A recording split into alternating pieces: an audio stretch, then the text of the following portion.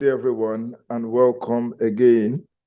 Today we were going to go a bit further and we're going to talk about projected statements of cash flow for Vitex Corporation. In earlier videos, we have looked at projected income statement. We've looked at projected um, financial statement or balance sheet. We've looked at projected financial performance indicators. But we want to go on to forecast cash flow statements as we have done with the actual financial statement. So if you remember, we began with actual data between 1999 to 2002, and then we were able to figure out the income statement and the balance sheet. And from there, we derived cash flow. So cash flow is generally derived. The cash flow statement is often derived from the income statement and the balance sheet. So we're going to do the same and attempt to build a pro forma or a projected cash flow statement. Now, like I said, cash flow is derived from income statement and statement of financial position. And each of these cells in the cash flow will be used to reconcile, right, to reflect the differences between the previous year and the current years in the income statement. I mean, it doesn't work like that for net income and depreciation, but for most of what you see here, we will use it to reflect differences between previous year and the current year in the income statement and in the balance sheet. Now, we do have cash flow statements from 2023 and 2022 in the income statement. So the income statement has what 2022 estimates and final. So we can use that as a starting point, right, for this. Now we would need to do in general, the general rule in line with our signed convention is this. If there is an increase in an asset, for instance, accounts receivables, right, then an increase in an asset would be in brackets, right? So you will see increase in brackets such as here, right? Because this increase will reduce our cash. Why? Because when you own or purchase assets, you give out cash. You give out cash when you purchase inventory or hold receivables that have not converted to cash. What it means is that your cash flow is limited by those receivables that you have not converted to cash.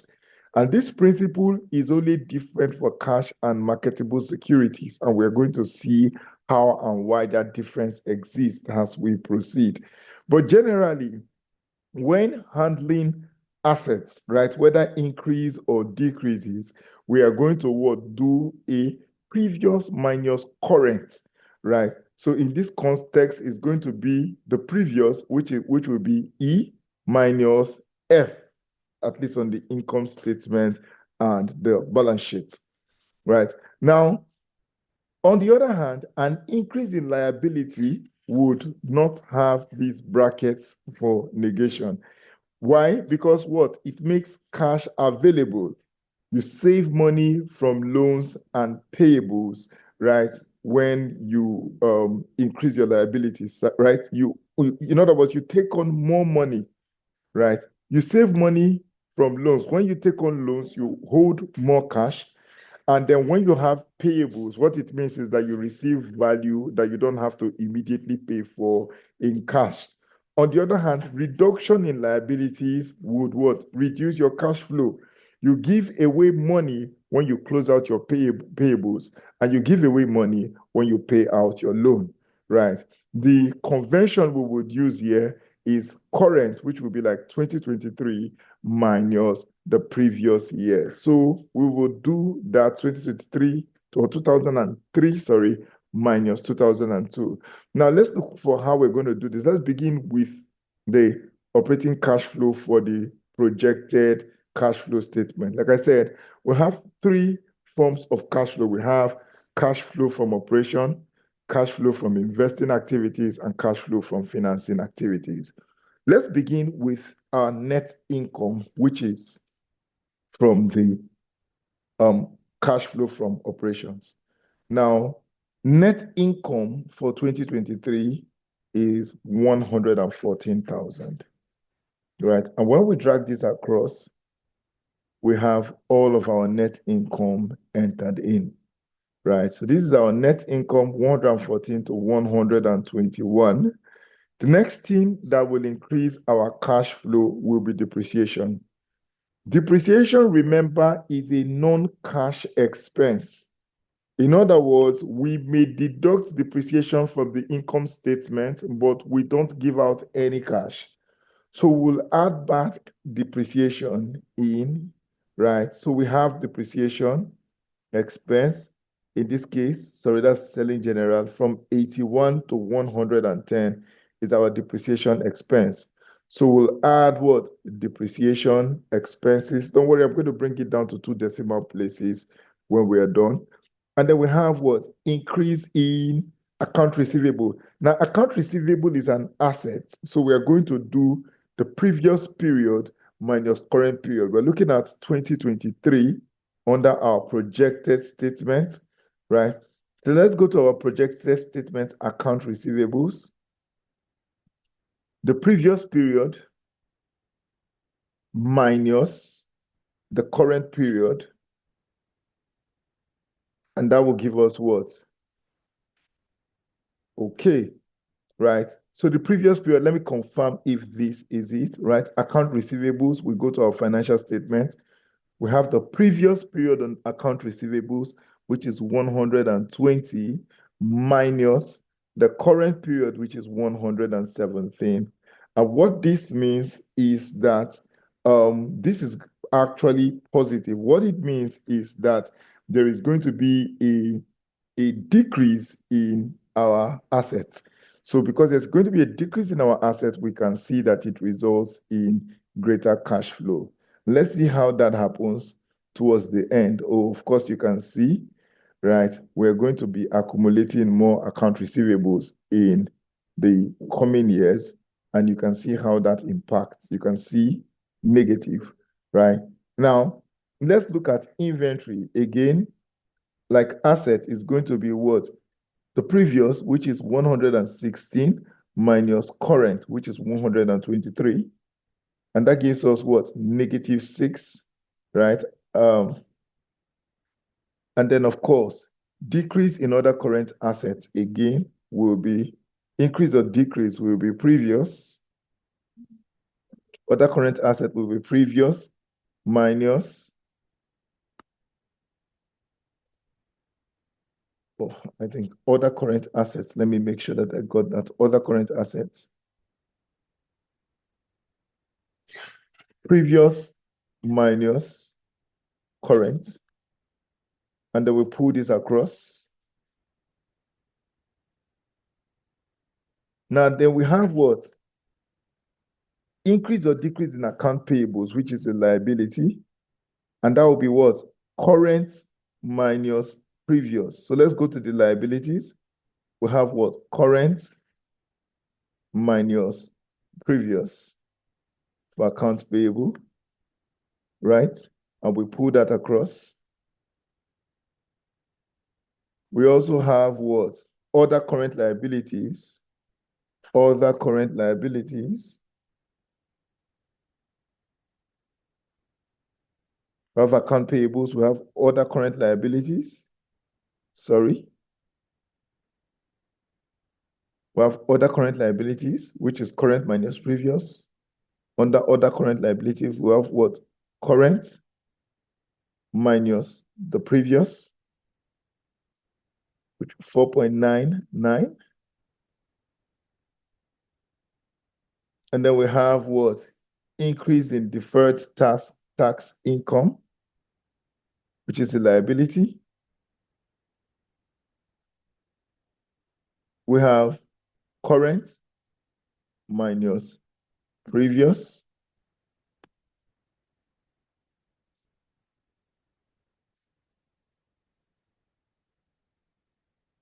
And then we have other non-current liabilities.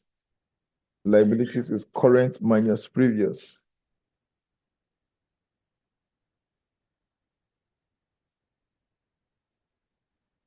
current minus previous.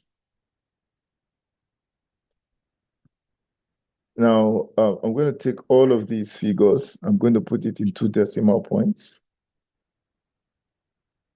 I'm going to knock off zeros until I get to 2 decimal points. Okay, so that it's easy to follow. And then we'll pull down this,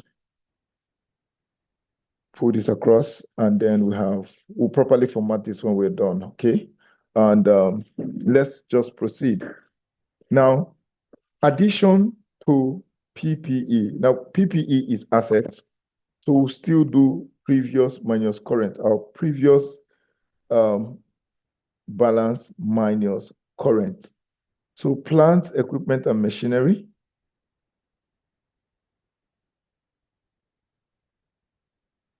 We have our previous minus the current.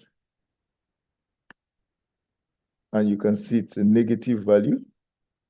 And we'll pull this across, right? Investment in other non-current assets again will be previous.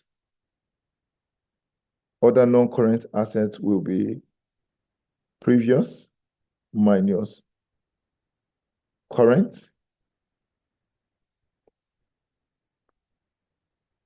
Other non-current assets will be previous minus current. And we do all of this, right? Now I'm going to take all these and make sure we use accounting format to 2 decimal places.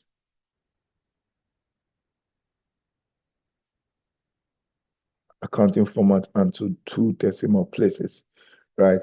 Now we will deal with cash flow from investing activities to bring this to a close. Okay, so now that we have figured out our cash flow, total cash flow from operations, and total cash flow from investing, which as expected is generally negative, then we'll also figure out total cash flow from financing.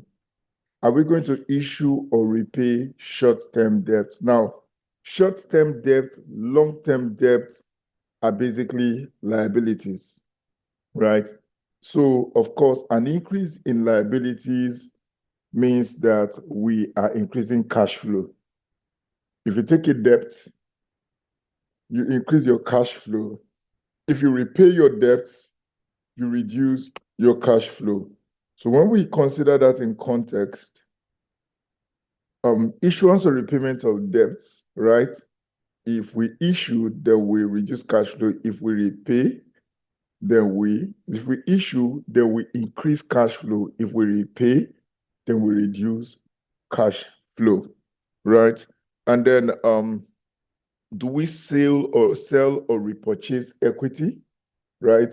And then cash dividend is going to be negative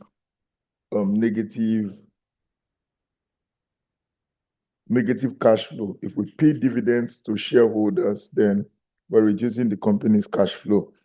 Now, in line with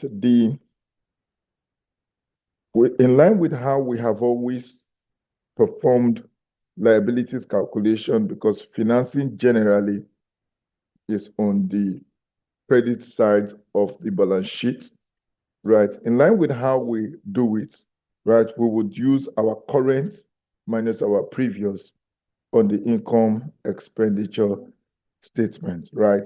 So let's look at how well we financed. Now, projected financial statements, right? The current minus the previous for short-term debts. For short-term debts, right, we have what? Current minus the previous, and that gives us 0. Let's try for the issuance of long-term debts, right? We have current minus previous, and that gives us what? I don't think. Issuance of long-term debts, let's go with. Long-term debt, we have current minus the previous, and we have 0. Now, sale of equity from sale or repurchase of equity, which is going to be based on our paid-in capital, current minus the previous. Most of these were held constant, so it's not surprising that we see 0 here. Now, dividends paid to shareholders. Now we have to go back to our income statement to where we paid dividends out to stakeholders and put a negative sign. A negative sign because this will reduce our cash flow.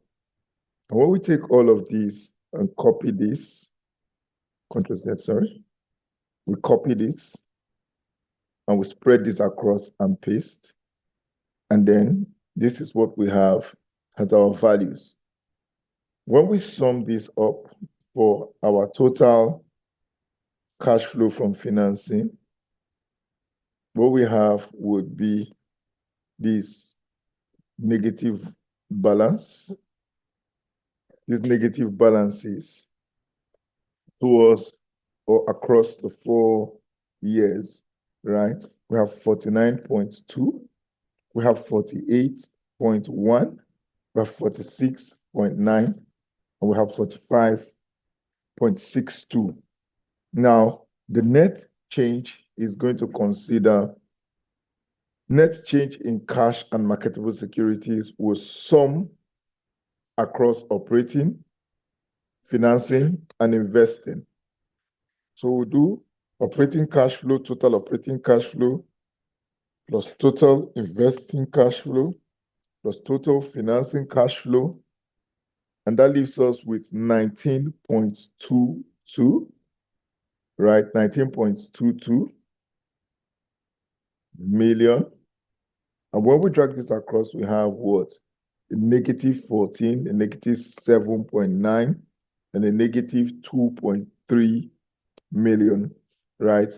And then we can, of course, take this format, we copy the format, and then paste this format across.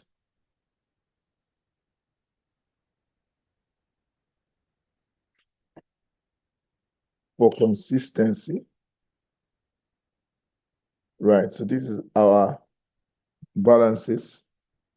Now, last but not the least, we want to check and confirm net change in cash, right? So net change in cash and marketable security, we've been able to sum everything to get this.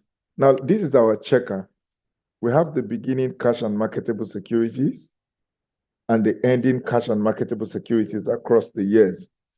So let's look at the balance sheets. Beginning cash and marketable securities for 2023, for 2003, beginning cash and marketable securities would be 24. Ending cash and marketable security would be 29. For the next year, beginning cash and marketable security, 23, 29. Beginning cash and marketable security will be 29. Ending cash and marketable security will be 30, of which beginning cash and marketable security will be 30.89. Ending cash and marketable security will be the next year, 32. And beginning cash and marketable security will be 32.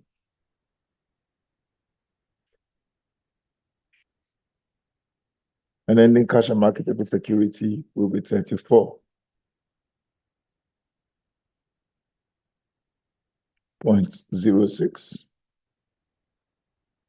And then we have the net change, which will be ending less beginning. Ending less beginning gives us 1.0, right? And then we have 1.5, 1.47, we have another 1.47, we have another 1.54, and we have another 1.55. 0.62. So this is basically our net change in cash and marketable security.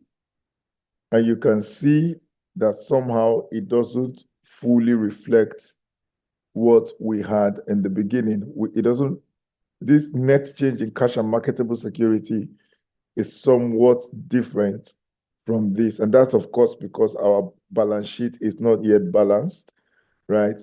We still have some years where we have surplus need for cashes, right? Where we have excess cash, we still have some years where we have deficient cash.